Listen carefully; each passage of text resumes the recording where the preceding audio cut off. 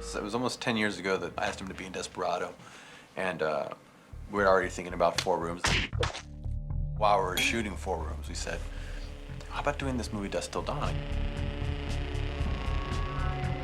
Now, 10 years later, he asked me to do score for Kill Bill 2, and I was already talking to him about Sin City. Robert always talks about like 3 projects in advance, and at some point, he mentioned it once, like just in passing. Robert was doing this movie, and he thought, you know, it'd be perfect if Quentin came down and did one scene. I love film, and you know, that's my thing, all right? And I love Robert's movies and stuff, but you know, I'm just not about shooting it on digital. And he was intrigued by it, but I knew he wouldn't do it on his own, so I wanted him to come down and, you know, shoot a short, so he could try out digital, so he could see how it is to work with actors in a digital realm, and I thought he would like the source material once he found out what it was. Well, remember you showed up at the editing room for a spotting session. You walked in with Frank Miller, I said, "This is and that was when I realized. All right, one, I was like, Frank Miller, all right, you know. My assistant editor is a gigantic comic book geek, and like it was like one of the happiest days of his life. And I even remember as we go into the room, he was outside in the room, and he's like, When I showed him Quentin the opening test we did for Sin City, he said, wow, that's the one you were asking me to come direct a piece for? I said, yeah, this is the one. You know, not only does he come in with Frank Miller and everything, and I show him some scenes and stuff, he goes, so here's what we're doing. And then he shows me the opening scene. And it's not like, you know, sort of, kind of, this will be sort of what it looks like. It's like, boom, it was like ready to play at the Cinerama Dome, all right? And then I read the scene, and it's fantastic.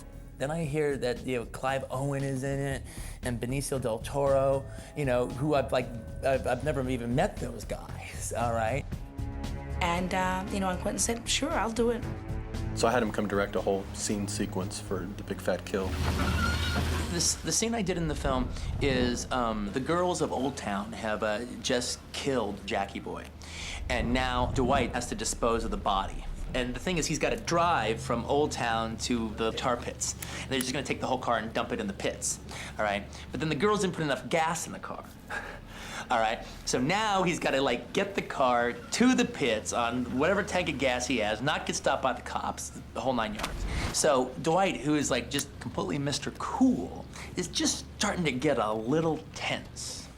And in his tension, Jackie Boy, in his mind, comes to life. It's got you smoking there, bud.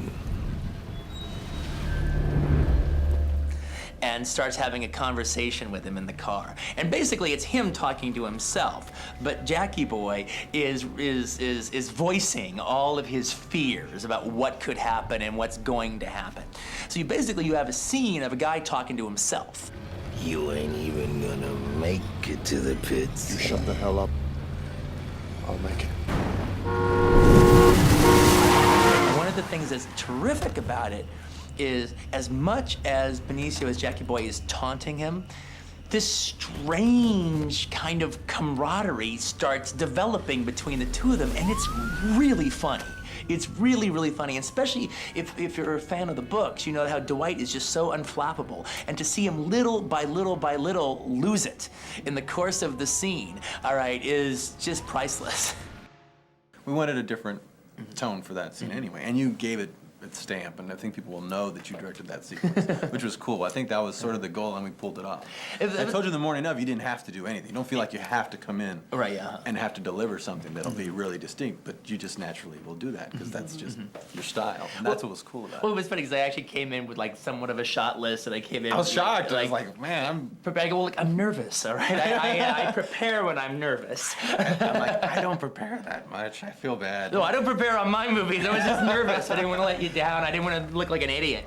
Oh no, to me, everyone is. He came in knowing already what a shot was going to be, with the colors of the lights. There were going to be colored lights flashing on the actors, but keep them black and white.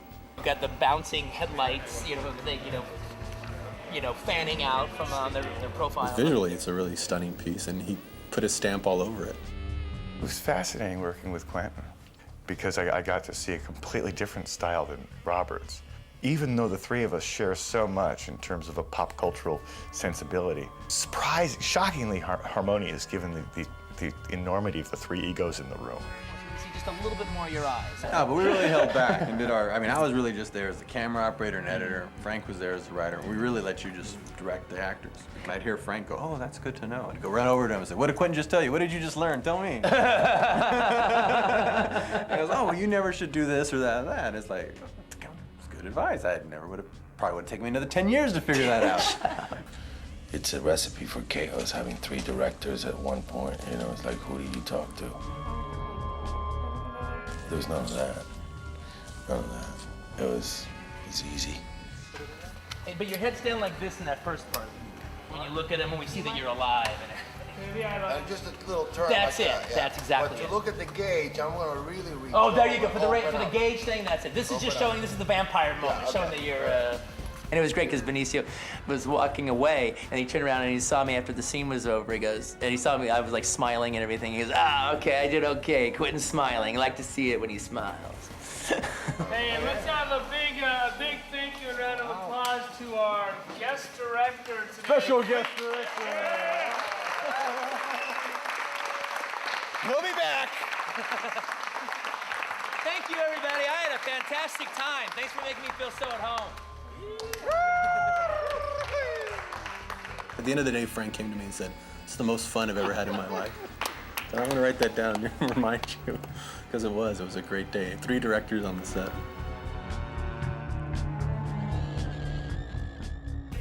Almost good. Almost good. Man, we were like, why did we wait like 8 years, all right, to get back together again? What all that time was wasted. We could have those years back, Yeah. like, holding our hands.